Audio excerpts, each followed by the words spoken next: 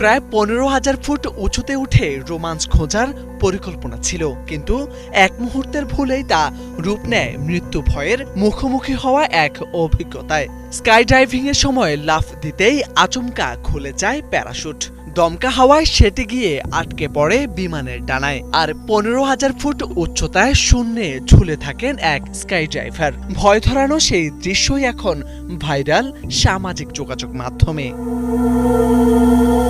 বিভিন্ন সংবাদ মাধ্যমের প্রতিবেদন অনুযায়ী কুইন্সল্যান্ডের মিশন বিচ থেকে একটি সেসনা ক্যারাভান বিমানে করে স্কাই ডাইভিং এর জন্য আকাশে উঠেছিলেন ওই যুবক। সঙ্গে ছিলেন আরো ১৭ জন স্কাই ড্রাইভার। পরিকল্পনা অনুযায়ী ১৫,০০০ ফুট উচ্চতায় পৌঁছে একে একে লাফ দেওয়ার কথা ছিল সবার,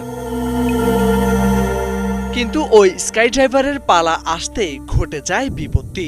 বিমানের দরজা থেকে লাফানোর মুহূর্তেই তার প্যারাশুট অকালেই খুলে যায়। প্রবল হাওয়ার তোড়ে প্যারাশুটটি ছিটকে গিয়ে আটকে পড়ে বিমানের ডানায়। মুহূর্তের মধ্যে তৈরি হয় ভয়াবহ পরিস্থিতি। ১৫,০০০ ফুট উপর থেকে প্যারাশুট সহ বিমানের সঙ্গে ঝুলে থাকেন তিনি।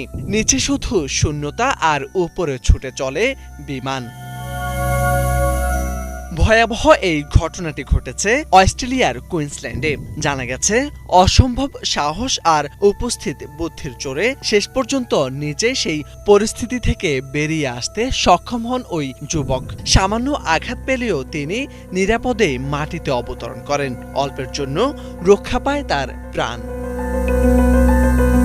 ভয়াবহ এই মুহূর্তের ভিডিও প্রকাশ করেছে অস্ট্রেলিয়ার পরিবহন নিরাপত্তা ব্যুরো ATSB।